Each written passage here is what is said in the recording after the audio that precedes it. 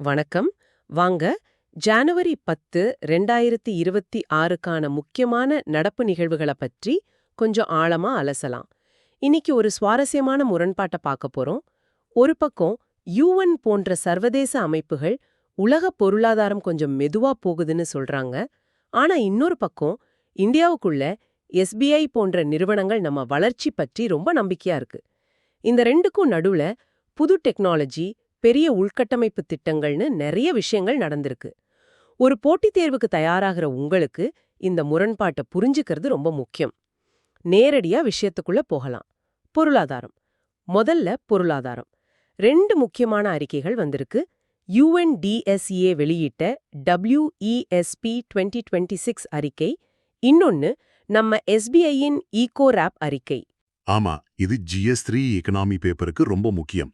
UNDSA அறிக்கைப்படி பாத்தீங்கன்னா, இந்தியாவின் 2026 GDP வளர்ச்சி 6.6% இருக்கும்னு கணிக்கிறாங்க. இது 2025ல 7.4% இருந்தது. ஆனா SBIயின் ஈகோராப் அறிக்கை FY26க்கான ஜிடிபி வளர்ச்சியை 7.5% கணிக்குது. ஒரு நிமிஷம். 6.6%க்கும் 7.5%க்கும் இது கிட்டத்தட்ட 1% வித்தியாசம். இது வெறும் நம்பர் விளையாட இல்லையா? ஏன் இந்த பெரிய வித்தியாசம்? உள்நாட்டு நிறுவனங்கள் நம்ம பொருளாதாரத்தை அதிக நம்பிக்கையுடன் பார்க்கிறதா? ஆனா சர்வதேச அமைப்புகள் உலகளாவிய மந்த நிலையின் தாக்கத்தை அதிகமா கணிக்கிறதா? ஒரு தேர்வுக்கு தயாராகும் மாணவர் இதை எப்படி புரிஞ்சுக்கணும்? மிக சரியான கேள்வி. இதுதான் இங்க நாம கவனிக்க வேண்டிய முக்கிய விஷயம். யுஎன் அறிக்கை வேர்ல்ட் growth 2.7% ஆகவும் வேர்ல்ட் ட்ரேட் growth 2.2% ஆகவும் குறையுதுன்னு சொல்லுது. இதனால அவங்க அந்த உலகளாவிய பாதிப்பு இந்தியாவிலையும் இருக்கும்னு கணிக்கிறாங்க. ஆனா எஸ்பிஐயோட பார்வை அது உள்நாட்டு காரணிகளா அதிகமா நம்பி இருக்கு. அவங்க அப்வர்ட் பயஸ்னு ஒரு வார்த்தையை பயன்படுத்துறாங்க. சிம்பிளா சொல்லணும்னா, இந்த 7.5% கணிப்பு எதிர்காலத்துல இன்னும் அதிகரிக்கவே வாய்ப்பு இருக்குன்னு அர்த்தம். அப்போ SBI கணிப்பு NSO வெளியிட்ட 7.4% மற்றும் RBIயின் 7.3% கணிப்பை விடவும் அதிகமா இருக்கா? ஆமா, கரெக்ட். எஸ்பிஐ அறிக்கை இன்னும் ஒரு படி மேல போய் நம்ம ரியல் ஜிடிபி மதிப்பு சுமார் 202 லட்சம் கோடியை தொடும்னு சொல்லுது. நாமினல் ஜிடிபி வளர்ச்சி 8.0% இருக்கும். ஆனா யுஎன் அறிக்கையிலே ஒரு நல்ல விஷயம் இருக்கு. இந்தியா தொடர்ந்து ஃபாஸ்டஸ்ட் growing மேஜர் எக்கானமின்ற நிலையில இருக்குன்னு அவங்களும் ஒத்துக்கிறாங்க. 2025க்கான பணவீக்க கணிப்பு 4.1% ஆக இருக்கு. இதுவும் ஒரு நல்ல அறிகுறி தான். இந்த மாதிரி பொருளாதார வளர்ச்சிக்கு பேங்குகளோட பங்கு ரொம்ப முக்கியம் இல்லையா? அந்த துறையில என்ன புதுசா நடந்திருக்குன்னு பார்க்கலாம். குறிப்பா MSMEகளுக்கு ஏதாவது நல்ல செய்தி இருக்கா? நிச்சயமா இருக்கு. 2 முக்கிய அப்டேட்ஸ் இருக்கு. ஒன்னு ஸ்கைடோ என்ற ஃபின்டெக் நிறுவனம். இதுக்கு RBI ஒரு ஸ்பெஷல் லைசன்ஸ் கொடுத்திருக்கு. அதுக்கு பேரு பேமெண்ட் அக்ரிகேட்டர் கிராஸ் பார்டர், அதாவது PACB. எளிமையா சொல்லணும்னா, இப்போ இந்தியால இருக்கிற ஒரு சின்ன கடைக்காரர் வெளிநாட்டுல இருக்கிற ஒரு வாடிக்கையாளரிடமிருந்து அவங்க நாட்டு பணத்திலேயே, அதாவது 32க்கும் மேற்பட்ட கரன்சிகள்ல சுலபமா பணம் வாங்கிக்க இது உதவும். இது ஒரு பெரிய விஷயம். அப்போ MSMEகளோட ஏற்றுமதிக்கு இது ரொம்ப உதவியா இருக்கும். அப்சல்யூட்லி. அடுத்தது ஆக்சிஸ் ஃபைனான்ஸ்.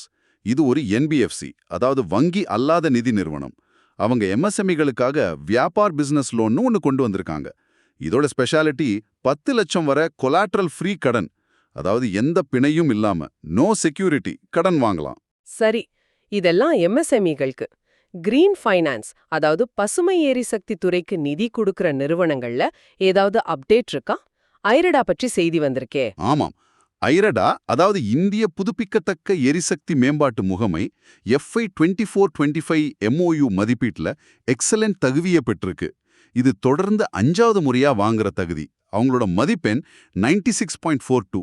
இந்த எக்ஸலன்ட் தகுதின்னு சொல்றீங்க. இதனால அந்த நிறுவனத்துக்கோ அல்லது நாட்டுக்கும் என்ன நிஜமான பயன்? இது வெறும் ஒரு சர்டிபிகேட்டா இல்ல முதலீடுகளை ஈர்க்க உதவுமா? நல்ல கேள்வி. இது வெறும் சர்டிபிகேட் இல்ல.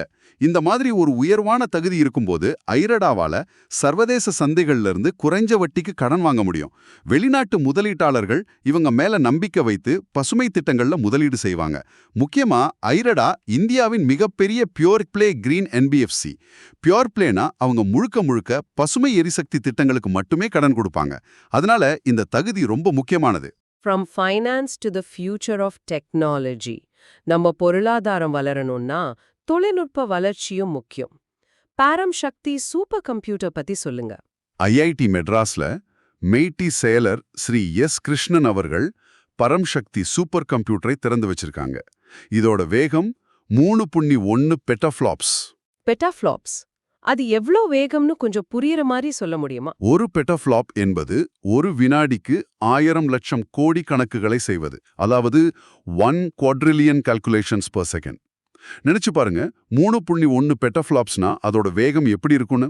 சீடாக் உருவாக்கிய பரம் ரூத்ராவால இது இயக்கப்படுது. Climate modelling, drug discovery, aerospace போன்ற அதிதீவிர ஆராய்ச்சிகளுக்கு இது பயன்படுத்தப்படும். பிரமிப்பா இருக்கு. தொலைத்தொடர்பு துறையில 6G நோக்கி ஏதாவது முன்னேற்றம் இருக்கா? இருக்கு. டிஇசி, அதாவது டெலிகம்யூனிகேஷன் என்ஜினியரிங் சென்டர், ஐஐடி கான்பூருடன் ஒரு MOU போட்டிருக்காங்க. இதோட நோக்கம் 6G ஆர்கிடெக்சர், தொலைத்தொடர்பில் AI/ML பயன்பாடு மற்றும் நான் டெரெஸ்ட்ரியல் நெட்வொர்க்ஸ், அதாவது NTN. NTNனா சிம்பிளா செயற்கைக்கோள்கள் மூலம் இன்டர்நெட் கொடுக்கிற தொழில்நுட்பம். அடுத்த கட்ட இணைப்புக்கு இது ரொம்ப முக்கியம். கனெக்டிவிட்டி பத்தி பேசும்போது நம்ம கட்டிடங்களோட இன்டர்நெட் வசதி எப்படி இருக்குன்னு மதிப்பிட ஏதாவது அமைப்பு இருக்கா? இப்போ வந்திருக்கு. TRI ரானெக்ஸ் டெக்னாலஜிஸ் என்ற நிறுவனத்திற்கு DCRA, அதாவது டிஜிட்டல் கனெக்டிவிட்டி ரேட்டிங் ஏஜென்சியாக செயல்பட ஒப்புதல் அளித்துள்ளது. இனிமேல் ஒரு பில்டிங்கோட ஃபைபர் மற்றும் கனெக்டிவிட்டி தரத்தை மதிப்பிட்டு அதுக்கு ஒரு ரேட்டிங் கொடுப்பாங்க. இது ஒரு பில்டிங்க்கு எலக்ட்ரிசிட்டி, வாட்டர் கனெக்ஷன் மாதிரி ஒரு பேசிக் அமெனிட்டியாக மாறிட்டு வருது. இணைப்பு ஒரு பக்கம், மறுபக்கம் டிஜிட்டல் உலகத்துல நம்ம அடையாளம் மற்றும் பாதுகாப்பு ரொம்ப முக்கியம். அந்த துறையில என்ன நடக்குது? முதல்ல ஆதார். UIDAI அமைப்பு UDAI என்ற பெயரில் ஒரு புதிய மாஸ்காட்டை அறிமுகப்படுத்தியிருக்கு. இது ஆதார் பதிவு மற்றும் மோசடி தடுப்பு குறித்த விழிப்புணர்வை மக்கள்கிட்ட கொண்டு சேர்க்கும். ஓகே, இது ஒரு அவேர்னஸ் கேம்பெயின். பாதுகாப்பு சம்பந்தமா NIDMS ஒன்னு வந்திருக்கே, அது என்ன? இது ரொம்ப முக்கியமான ஒரு முன்னெடுப்பு. NIDMS என்பது national IED data management system. அதாவது நாட்டில் நடந்த வெடிகுண்டு சம்பவங்கள் தொடர்பான எல்லா தரவுகளையும் ஒரே இடத்துல சேமிக்கிற ஒரு அமைப்பு. இதை உள்துறை அமைச்சர் அமித்ஷா தொடங்கி வைத்தார். இதை நிர்வகிப்பது NSG, குறிப்பா NSGயின் நேஷனல் பாம்ப் டேட்டா சென்டர். 1999 நடந்த எல்லா சம்பவங்கள் பற்றிய தரவுகளும் இதுல இருக்கும். இது ICJS2, CCTNS போன்ற மற்ற பாதுகாப்பு அமைப்புகளுடன் இணைக்கப்படும். இதனால புலனாய்வு அமைப்புகளுக்கு ஒரு சம்பவத்தோட பேட்டர்னை புரிஞ்சுக்க ரொம்ப உதவியா இருக்கும். இந்த டெக்னாலஜி எல்லாம் ஒரு பக்கம் வேகமா வளருது. ஆனா இதுக்கு விதிகள் வகுக்கிறது, இதை எப்படி மத்த நாடுகளோட சேர்ந்து நிர்வகிக்கிறதும் முக்கியம் இல்லையா? ரைசினா சயின்ஸ் டிப்ளமசி இனிஷியேட்டிவ் பத்தி சொல்லுங்க. நீங்க சொல்றது சரிதான். இந்த இனிஷியேட்டிவ் அதற்கான ஒரு முயற்சி தான். இதோட கூட்டாளிகள் OPSA மற்றும் ORF. மார்ச் 5-7, 2026 இந்த நிகழ்வு நடக்க இருக்கு. இதோட முக்கிய நோக்கம் எமர்ஜிங் டெக் கவர்னன்ஸ், அதாவது AI போன்ற வளர்ந்து வரும் தொழில்நுட்பங்களை எப்படி பொறுப்புடன் நிர்வகிப்பது, அதுக்கு என்ன மாதிரியான உலகளாவிய விதிகள் தேவை என்பதை பற்றி விவாதிப்பதுதான். All this tech needs massive infrastructure to learn on. Let's talk about some big projects.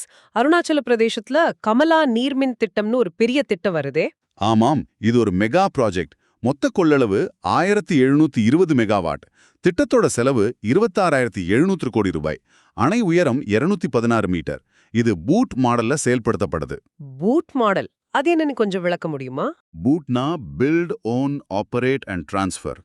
எளிமையா சொல்லணும்னா கட்டு, சொந்தமாக்கு, இயக்கு, பிறகு அரசிடம் ஒப்படை.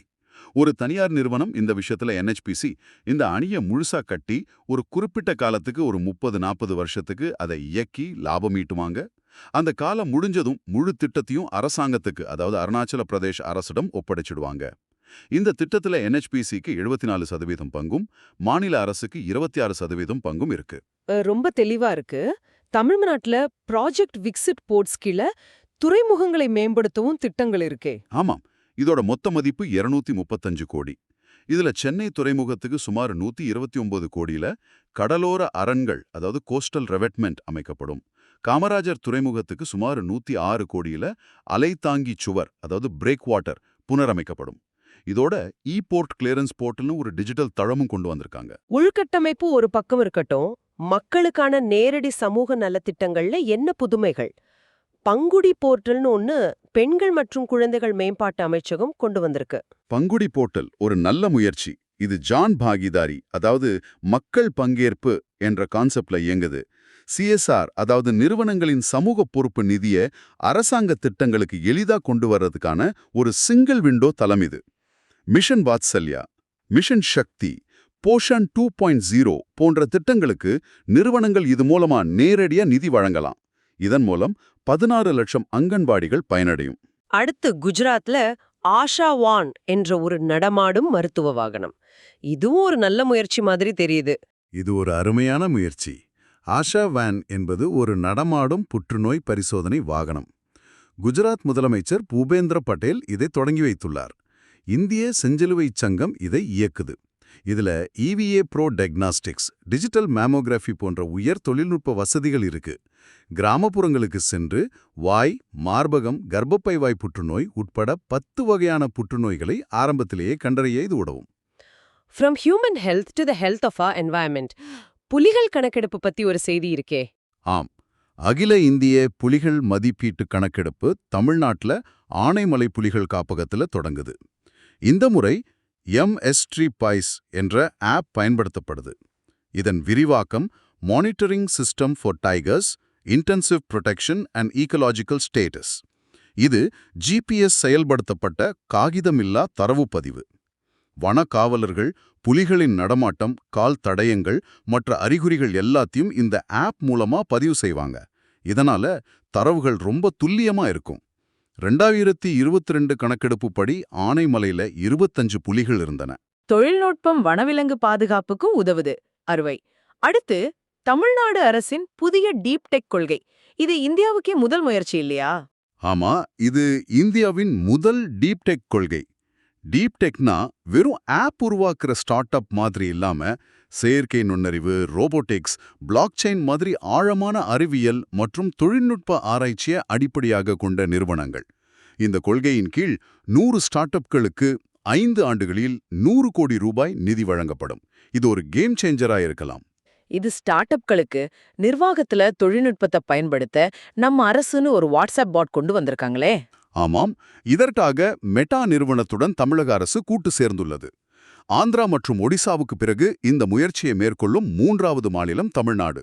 மக்கள் அரசாங்க சேவைகளை வாட்ஸ்அப் மூலமாவே எளிதா பெற இது உதவும். இப்போ சர்வதேச விவகாரங்கள் மற்றும் விமான போக்குவரத்து. ஆகாச ஏர் ஒரு முக்கியமான மைல்கல்லை எட்டியிருக்கே. ஆமா, IATA அமோடு இன்டர்நேஷனல் ஏர் டிரான்ஸ்போர்ட் அசோசியேஷன்ல இணையும் 5வது இந்திய விமான நிறுவனம் அகாசா ஏர். IATல சேரதுக்கு IOSA ஆடிட்ல பாஸ் பண்ணணும். இது விமான பாதுகாப்பிற்கான ஒரு கடுமையான தணிக்கை. இதுல தேர்ச்சி பெற்றது அகாசா ஏரின் பாதுகாப்பு மற்றும் தரத்திற்கு ஒரு சர்வதேச அங்கீகாரம்.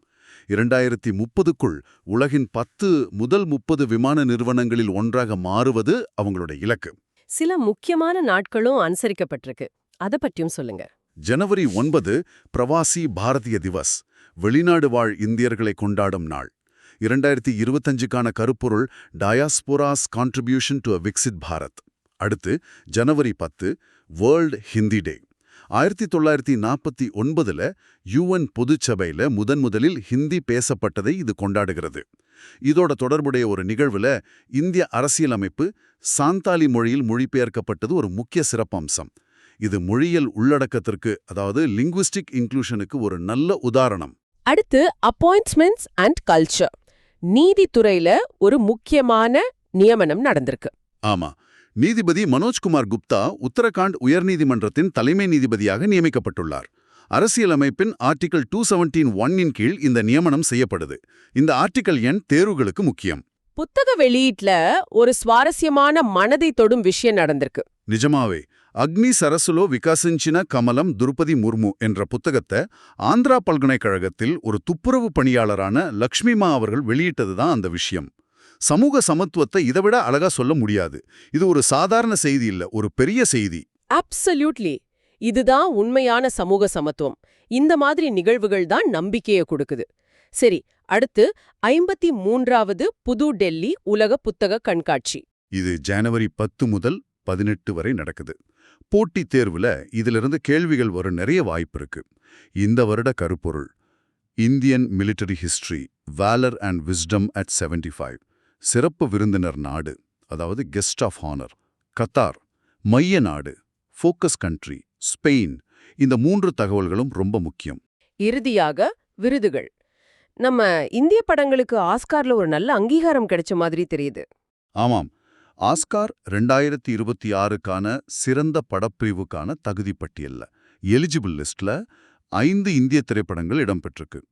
1 கந்தாரா எ லெஜெண்ட் சாப்டர் 1 கன்னடம், 2 டான்வி தி கிரேட் ஹிந்தி, 3 மகாவதார நரசிம்ஹா இது ஒரு அனிமேஷன் படம், 4 tourist family Tamil, 5 sister midnight இது ஒரு இந்தி யூகே கூட்டு தயாரிப்பு. ஆஸ்கார் விருதுக்கு இப்படி தகுதி பெறுவதற்கான நிபந்தனைகள் என்ன? ஒரு திரைப்படம் குறைந்தபட்சம் 10 அமெரிக்க வர்த்தக திரையரங்குகளில் தொடர்ந்து 45 நாட்கள் ஓடியிருக்க வேண்டும். இதுதான் முக்கிய நிபந்தனை. இது இன்னும் இறுதி பரிந்துரை பட்டியல் இல்ல, தகுதி பட்டியல்தான். ஆனா 5 படங்கள் இந்த பட்டியல்ல இருக்கிறது ஒரு பெரிய விஷயம். அருமை. இப்போ நாம பார்த்த விஷயங்கள்ல இருந்து ஒரு ராபிட் ஃபயர் எக்ஸாம் ட்ரில். தேர்வுக்கு தயாராகிறவங்களுக்கு இது ஒரு நல்ல ரிவிஷனா இருக்கும். முதல் கேள்வி, SBI எக்கோராப் அறிக்கையின்படி FY26க்கான கணிக்கப்பட்ட GDP வளர்ச்சி என்ன? பதில் 7.5%. NIDMS அதாவது IID டேட்டாபேஸை நிர்வகிக்கும் அமைப்பு எது? பதில் நேஷனல் செக்யூரிட்டி கார்டு NSG. 53வது உலக புத்தக கண்காட்சியின் சிறப்பு விருந்தினர் நாடு கெஸ்ட் ஆஃப் ஆனர் கண்ட்ரி எது? பதில் கத்தார். புதிதாக PACB உரிமம் பெற்ற ஃபின்டெக் நிறுவனம் எது? பதில் ஸ்கைடோ. கடைசி கேள்வி, கமலா நீர்மின் திட்டம் எந்த மாநிலத்தில் அமைந்துள்ளது? பதில் அருணாச்சல பிரதேசம். சூப்பர். இன்னைக்கு நாம உலக பொருளாதாரம் குறித்த எச்சரிக்கைக்கும் இந்தியாவின் உள்நாட்டு வளர்ச்சி குறித்த நம்பிக்கைக்கும் இடையிலான வேறுபாட்டை பார்த்தோம். தொழில்நுட்பம், உள்கட்டமைப்பு, சமூக நலன் என பல துறைகள்ல இந்தியா எப்படி முன்னேறிட்டு இருக்கனோ அலசினோம். ஆமாம், இன்னைக்கு நாம பார்த்த இந்த தகவல்களை வைத்து நீங்க சிந்திக்க வேண்டிய ஒரு முக்கியமான விஷயம் இருக்கு. UN மற்றும் SBI போன்ற வெவ்வேறு அமைப்புகளின் GDP கணிப்புகள் ஏன் இவ்வளவு மாறுபடுகின்றன? வெவ்வேறு டேட்டா மாடல்ஸ் மற்றும் அசம்ஷன்ஸ் ஒரு நாட்டின் பொருளாதார எதிர்காலத்தை பற்றிய வெவ்வேறு முடிவுகளுக்கு எப்படி இட்டுச் செல்கின்றன? ஒரு மாணவராக நீங்க 2 பக்கத்து வாதங்களையும் புரிஞ்சுக்கிட்டு ஒரு சமநிலையான பதிலை உருவாக்க தயாரா இருக்கணும். இது நீங்க ஆழமாக ஆராய வேண்டிய ஒரு கேள்வி. மிகச் சரியான புள்ளி. இது போன்ற மேலும் பல ஆழமான அலசல்களுக்கும் தேர்வு தயாரிப்பிற்கும் விளக்கத்தில் உள்ள எங்கள் டெலிகிராம் சேனலை பின்தொடர மறக்காதீர்கள். நன்றி.